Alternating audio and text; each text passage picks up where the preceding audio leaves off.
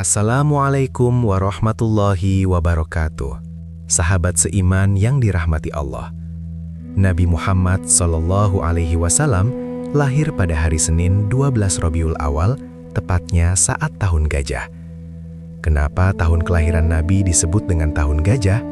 Karena di tahun itu, pasukan gajah yang dipimpin Raja Abraha datang ke Mekah untuk ngehancurin Ka'bah.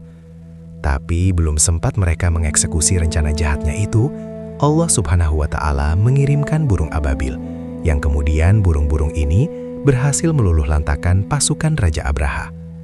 Nabi Muhammad SAW lahir dari keluarga yang sangat terhormat. Ayah beliau bernama Abdullah bin Abdul Muttalib, seorang pemuda terhormat yang terkenal dengan kesopanan dan ketampanannya. Tapi sayangnya, Rasulullah SAW belum pernah sekalipun melihat wajah sang ayah, karena ketika beliau masih berada di dalam kandungan, sang ayah sudah meninggal dunia. Sementara ibunda Rasulullah bernama Aminah binti Wahab, seorang wanita mulia dari kalangan Bani Zuhroh. Dari rahim seorang ibu yang terhormat inilah Nabi Muhammad SAW dilahirkan. Di malam kelahiran Nabi Muhammad, ada banyak banget kejadian-kejadian yang menakjubkan. Di antaranya adalah terlihatnya bintang Ahmad. Apa itu bintang Ahmad? Jadi dulu orang-orang Yahudi yang ada di Madinah meyakini salah satu tanda akan lahirnya Nabi terakhir terlihat sebuah bintang yang mereka namakan dengan bintang Ahmad. Bahkan saking yakinnya orang-orang Yahudi ini dengan tanda tersebut, mereka sampai mengukir-ngukir bentuk bintang Ahmad ini sesuai dengan keterangan yang mereka baca dari kitab Taurat. Dalam hal ini, salah seorang sahabat Nabi yang bernama Hasan bin Sabit bercerita, "Waktu aku baru berusia 7 tahun, aku pernah melihat seorang pendeta Yahudi naik ke atas benteng. Kebetulan waktu itu aku sedang berada di salah satu benteng Yahudi di Madinah. Aku melihat pendeta itu berdiri, lalu berteriak dengan suara yang lantang, 'Wahai sekalian kaum Yahudi, sungguh malam ini telah terlihat bintangnya Ahmad.' Ketahuilah, bintang itu tidak akan muncul kecil ketika Nabi terakhir dilahirkan. Selain munculnya bintang Ahmad, kejadian luar biasa lainnya yang terjadi di malam kelahiran Nabi Muhammad adalah guncangnya istana Kisroh yang ada di negeri Persia. Saking dahsyatnya guncangan itu, sampai membuat 14 teras megah yang ada di istana tersebut runtuh dan hancur dalam seketika. Kisroh yang melihat kejadian itu tentu merasa kaget dan sangat ketakutan. Maka dia pun langsung memanggil para peramal istana untuk mencari tahu arti dari semua kejadian tersebut. Mendengar pertanyaan Kisroh, para peramal ini pun menjawab, "Wahai Raja, goncangnya istana ini disebabkan karena hari ini adalah hari lahirnya seorang nabi, dan runtuhnya 14 teras istana ini adalah tanda bahwa kekuasaan Persia hanya tersisa pada 14 orang raja saja. Setelah itu kerajaan ini akan runtuh." Peristiwa menakjubkan lainnya di malam kelahiran Nabi Muhammad adalah padamnya api sesembahan orang-orang Majusi. Kaum Majusi adalah kaum yang punya kebiasaan dalam menyembah api. Mereka menyalakan api yang sangat besar di beberapa tempat, dan api itu selalu mereka jaga agar tidak pernah padam. Setiap hari mereka datang ke tempat itu untuk menyembah api tersebut. Selama berabad-abad, api sesembahan orang-orang Majusi ini selalu menyala dan tidak pernah padam. Tapi di malam kelahiran Rasulullah, sesuatu yang tidak pernah mereka bayangkan terjadi. Api yang mereka agung-agungkan itu tiba-tiba padam. Orang-orang Majusi mulai panik. Mereka terus berusaha untuk menyalakan api sesembahannya, tapi usaha itu gak pernah berhasil mereka lakukan. Dan mulai dari malam itu, api sesembahan orang-orang Majusi benar-benar padam. Di saat kejadian-kejadian besar itu sedang mengguncang para penduduknya di kota Mekah, seorang bayi yang paling mulia telah dilahirkan. Bayi yang berparas tampan ini lahir dengan posisi kepala yang terangkat. Gestur tubuhnya menunjukkan seolah ia sedang berdoa. Bayi ini lahir dalam keadaan yang sudah terhitan, serta tidak memiliki sisa tali pusar. Siapa bayi ini?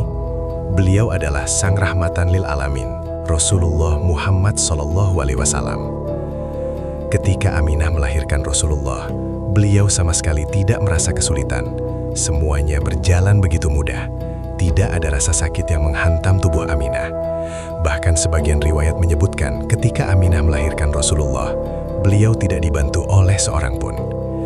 Dengan izin Allah, bayi yang paling mulia itu lahir dengan begitu saja, seolah semesta sudah tidak sabar menanti kehadiran sang manusia pilihan. Kabar kelahiran Rasulullah akhirnya sampai juga ke telinga Abdul Muthalib, sang kakek. Waktu itu Abdul Muthalib sedang berada di sekitar Ka'bah. Ketika Abdul Muthalib sedang berada di sekitar Ka'bah, seseorang datang mendekati beliau lalu berkata kepada Abdul Muthalib, "Wahai Abdul Muthalib, cucumu telah lahir." Mendengar kabar itu, Abdul Muthalib langsung bergegas pergi menuju ke rumah Aminah. Begitu Abdul Muthalib masuk ke dalam rumah Aminah, pandangannya langsung tertuju kepada cucu yang sudah lama ia nanti-nantikan itu. Hati Abdul Muthalib ketika itu dipenuhi rasa bahagia yang gak bisa diucapkan dengan kata-kata. Dengan penuh rasa cinta, ia menggendong cucunya yang baru lahir itu, lalu bawa menuju Ka'bah. Begitu sampai di dekat Ka'bah, sambil mengangkat Nabi Muhammad, Abdul Muthalib berkata, "Anak ini memiliki perkara yang besar. Aku akan menamakannya dengan nama Muhammad." Abdul Muthalib terus mengulang-ulang ucapan itu, sehingga orang-orang yang melihatnya merasa keheranan. Gak lama kemudian, salah seorang yang ada di sekitar Ka'bah berkata kepada Abdul Muthalib, "Wahai Abdul Muthalib, kenapa engkau memberi nama cucumu itu dengan nama Muhammad? Nama ini sangat asing. Gak ada seorang pun di sini yang menamakan anaknya dengan nama Muhammad." Mendengar pertanyaan itu, Abdul Muthalib pun menjawab, "Aku berharap cucuku ini kelak akan menjadi orang yang terpuji di langit dan di bumi." Nama Muhammad memang nama yang asing banget di masa itu. Orang-orang waktu itu bahkan hampir gak pernah menamakan anak-anaknya dengan nama Muhammad. Terus dari mana Abdul Muthalib mengetahui nama ini? Kok bisa beliau menamakan cucunya dengan nama Muhammad? Jadi gini, sahabat seiman. Jauh sebelum Nabi Muhammad lahir, Abdul Muthalib bersama 3 orang sahabatnya pernah jalan-jalan ke negeri Syam. Begitu sampai di sana, salah seorang pendeta Nasrani datang menemui mereka lalu bertanya, "Kalian asalnya dari mana?" "Kami datang dari kota Mekah," jawab Abdul Muthalib. Mendengar jawaban Abdul Muthalib, pendeta Nasrani itu pun berkata, "Dari kota kalian akan lahir nabi yang terakhir, dan nabi yang terakhir itu bernama Muhammad." Mendengar ucapan pendeta Nasrani, Abdul Muthalib kembali bertanya, "Dari mana engkau mengetahui semua itu?" Maka pendeta Nasrani ini pun berkata, "Aku menemukan informasi ini dari kitab Injil."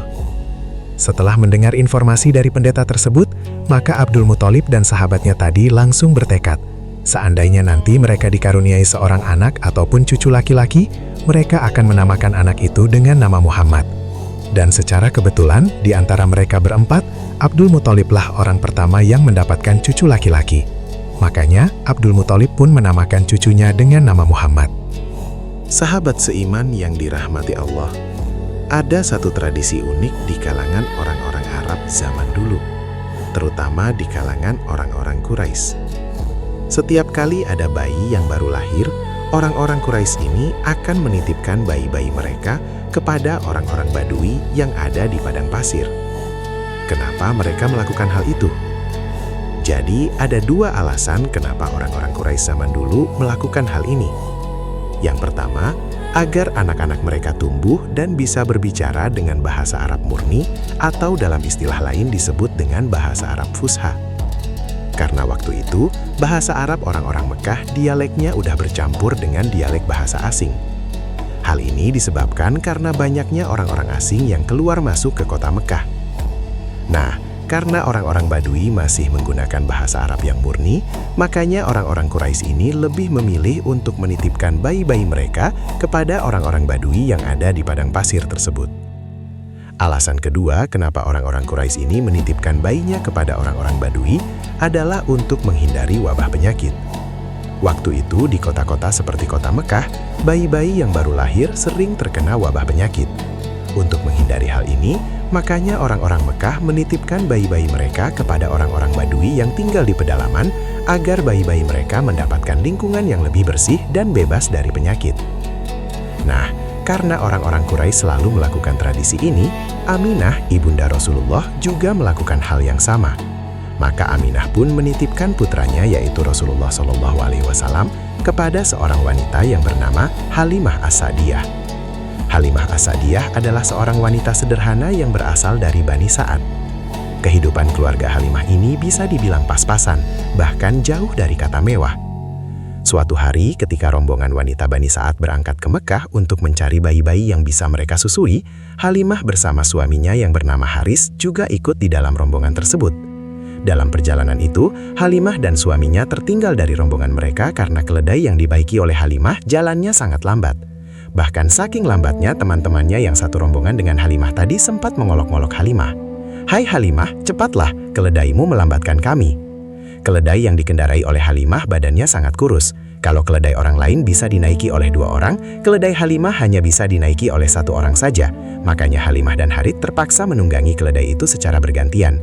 Dan hal inilah yang menyebabkan Halimah dan Haris tertinggal dari rombongannya. Setelah menempuh perjalanan panjang, akhirnya Halimah dan suaminya sampai juga di kota Mekah. Begitu sampai di kota Mekah, mereka langsung mencari bayi-bayi yang bisa mereka rawat dan bisa mereka susui. Tapi sayangnya karena mereka datangnya terlambat, semua bayi yang ada di sana sudah diambil duluan oleh teman-teman mereka. Yang tersisa waktu itu hanya 1 bayi saja, yaitu bayi Rasulullah Muhammad SAW. Ternyata, teman-temannya yang dari Bani Sa'ad tadi, gak ada satupun yang mau mengambil bayi Rasulullah. Ketika bayi Rasulullah ditawarkan kepada mereka, wanita Bani Sa'ad ini menolaknya. Kenapa wanita Bani Sa'ad ini menolak bayi Rasulullah? Karena Rasulullah lahir dalam keadaan yatim. Mereka gak mau merawat bayi yang sudah tidak memiliki ayah. Pandangan wanita Bani Sa'ad waktu itu, merawat bayi-bayi yang sudah yatim pasti bakal mendapatkan upah yang sangat kecil. Karena mereka mau mencari bayaran yang lebih besar, maka wanita-wanita ini sebisa mungkin menghindari tawaran bayi-bayi yang sudah yatim. Singkat cerita, ketika Harits suaminya Halimah melihat semua wanita Bani Sa'ad sudah mendapatkan bayi yang mau mereka asuh, Harits ini pun berkata kepada Halimah, "Wahai istriku, kenapa tidak kita ambil saja anak yatim itu? Siapa tahu dengan merawatnya, kehidupan kita bisa lebih baik." Mendengar ucapan suaminya itu, Halimah pun berkata, "Baiklah suamiku, daripada kita pulang dengan tangan kosong, lebih baik kita ambil saja anak itu."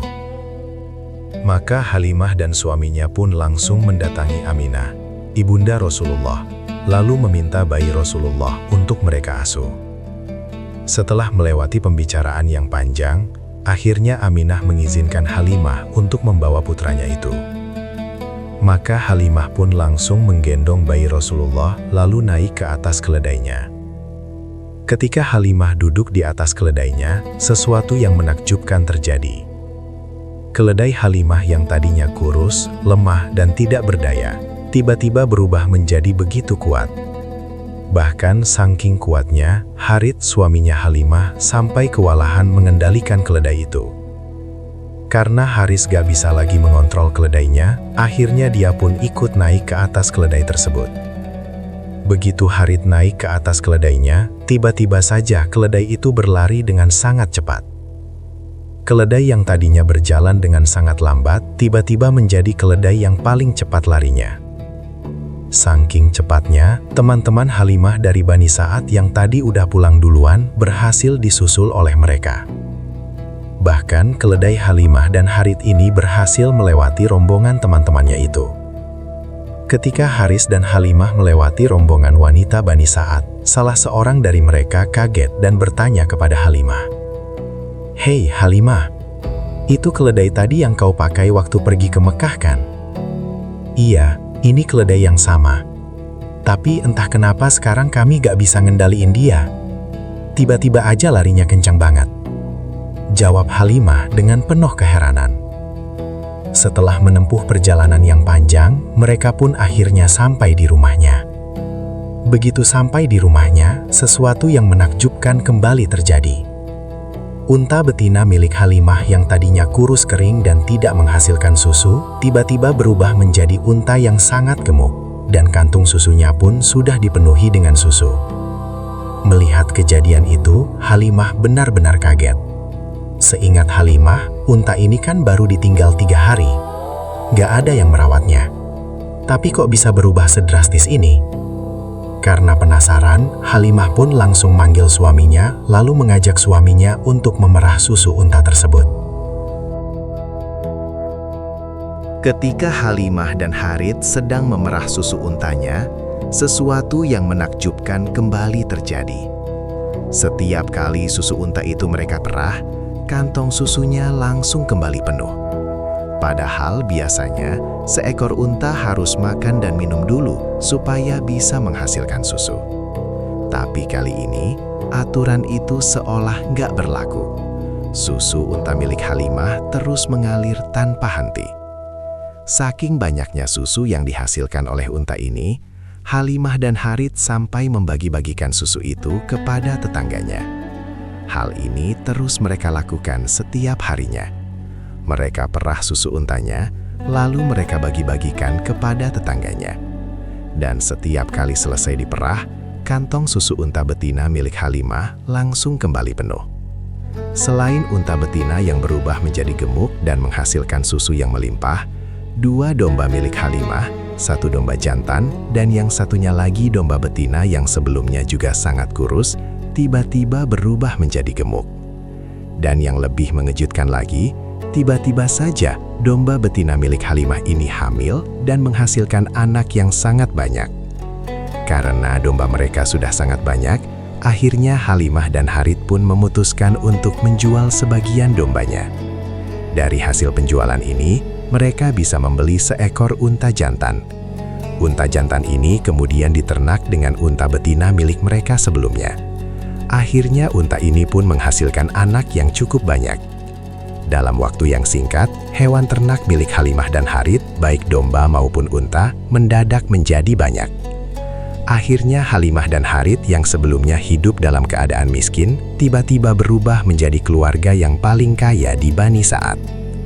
Bahkan Halimah sendiri gak perlu lagi mencari bayi untuk dia susui, karena hasil dari hewan ternaknya udah lebih dari cukup untuk memenuhi kebutuhan keluarganya. Karena perubahan hidup keluarga Halimah yang begitu cepat, orang-orang Bani Sa'ad waktu itu sampai berkata kepada teman-temannya, "Dimanapun Halimah dan Harits menggembalakan domba dan untanya, kita gembalakan juga hewan ternak kita di tempat mereka.